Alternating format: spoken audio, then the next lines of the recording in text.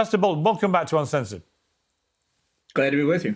What does finish the job mean? Because most experts that I've talked to, whatever their view about whether this should have started or not, they agree that if the end game goal, which President Trump has now sort of tried to reinforce and ring fence, of stopping Iran developing a nuclear weapon is still the goal.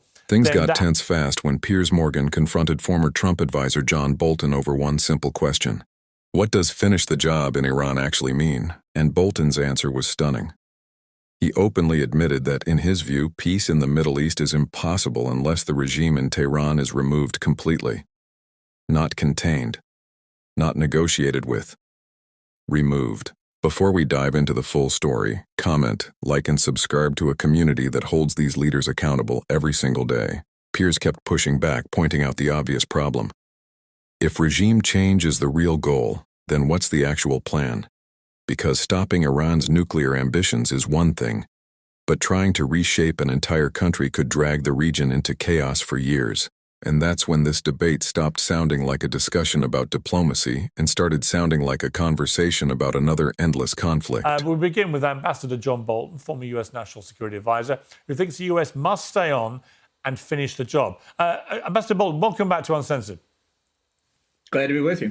What does finish the job mean? Because most experts that I've talked to, whatever their view about whether this should have started or not, they agree that if the end game goal, which President Trump has now sort of tried to reinforce and ring fence, of stopping Iran developing a nuclear weapon is still the goal, then that has to mean that the enriched uranium is either destroyed or handed over, and that the only way, if the Iranians resist that, of getting the enriched uranium is to have a ground invasion. Otherwise, there's no way of getting it.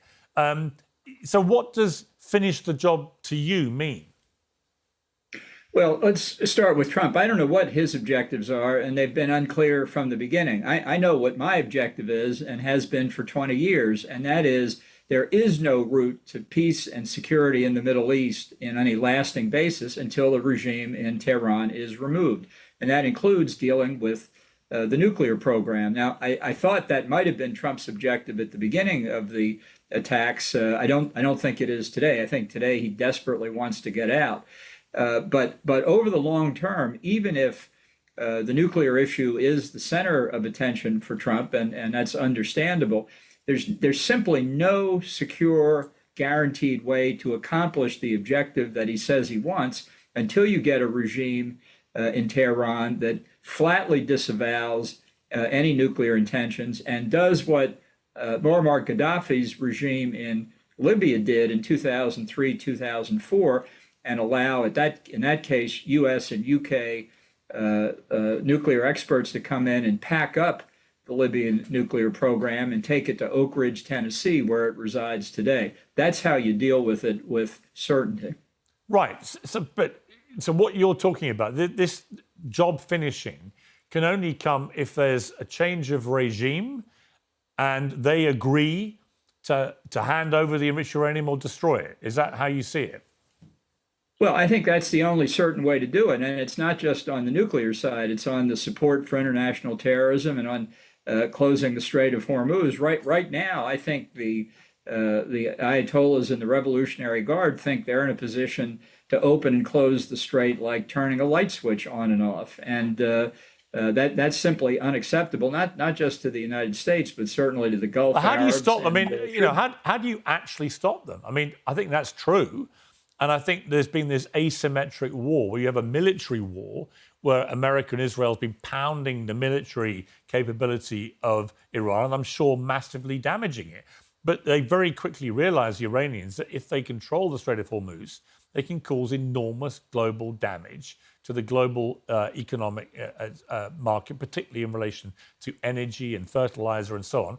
And they've been whacking their neighboring Gulf states in a way that's been very damaging to their business models going forward. So if you're Iran and you think that the United States wants to get rid of the regime and decapitate your nuclear ambition as well, where's the incentive to do any deal that takes away your leverage? Now that you've realized you've got this tremendous leverage. I wouldn't do a deal with the regime in Tehran. I don't trust them. And I don't think that simply doing a deal So what would you provides the do? kind of security you need. Well, let me make the predicate point, which I think is important. The regime didn't wake up 4 or 5 weeks ago and say, amazing, why don't we close the Strait of Hormuz? Nobody's ever thought of that before. Everybody knows, everybody who looks at a map knows that the Gulf itself, not just the Strait of Hormuz, is easily disrupted. In the U.S. Navy, they refer to sailing in the Arabian Gulf or Persian Gulf, you can take your pick, as like sailing in a bathtub. They don't like being in there.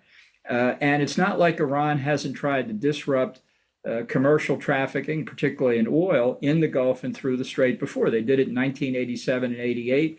Reagan reflagged Kuwaiti tankers as American tankers, and we escorted them through. So this was obvious from the get-go, as was the possibility that Iran would attack the Gulf Arab states, which it did. And Trump knew that. He may say nobody expected that, but I will tell you in the first term, when I was arguing that our policy should be regime change, those who objected to it raised all of these potential contingencies.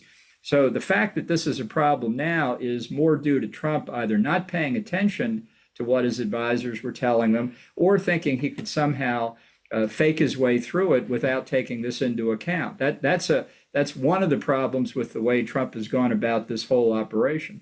Okay, so you don't want to do a deal with the regime.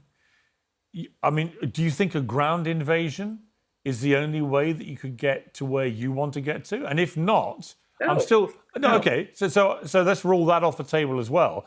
I'm still struggling to see how you get what you want as an end game. Well, if you look at the situation inside Iran, I think the regime is before the attacks was at its weakest point since it took power in 1979. The population is overwhelmingly opposed to the regime. Young people who make up 70% of the population are under 30.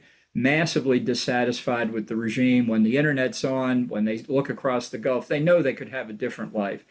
Ever since the murder of the young Kurdish woman, Mahsa Amini, over 3 years ago, almost 50% of the population, i.e. the women, are dissatisfied. They've told the Ayatollahs, you do not speak the word of God when it comes to our dress code. It's not just about the dress code. It's a fundamental attack on the legitimacy of the Ayatollah system. The ethnic groups are dissatisfied, the Kurds, the Baluchis, the Armenians, the Azeris.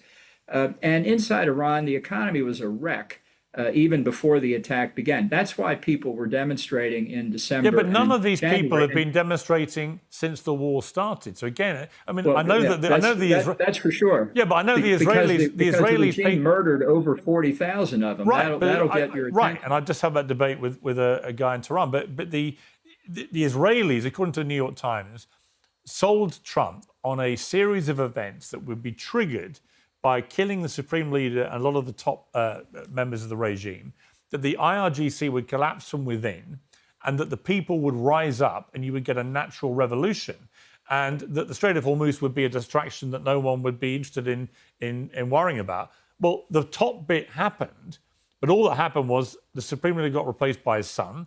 The others all moved up a notch. The IRGC appears to still have an iron grip on the country. There have been no uprisings whatsoever since this war started for a number of reasons, but none of the people that you're talking about have risen up in this war at all. And the Strait of Hormuz has become this enormously effective weapon for the Iranian regime in causing massive damage, both economically and politically. So again, I mean, I'm just asking, if you were in charge right now, to get to finish the job, as you put it, what do you actually do? Well, it would take me about 2 hours to go through everything you've just said and explain what's wrong. Well, let's start with the idea that somehow Bibi Netanyahu conned Trump into this operation. You know, in the first term, Netanyahu was in favor of regime change too.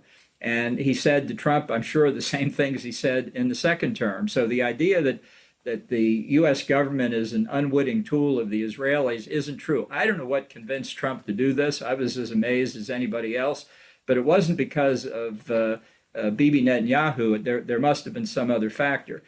Indeed, Trump didn't do a lot of necessary preliminary work before the attacks began. It's not a question of the people going out into the streets willy-nilly so they can be machine gunned by the besieged militia again. It's a question of preparation. The widespread opposition needs resources. It needs telecommunications capabilities. It needs money. It needs weapons, all of which we could have been supplying, but do not. Okay, but we are. Look, I've got to wrap this up, but we are where we are. And again, if you were the president of the United States right now and you say we've got to finish the job, what do you do? I would do two things. One, I would clear the Strait of Hormuz militarily, which I thought Trump had started about 48 hours ago until he paused it in typical Trump fashion.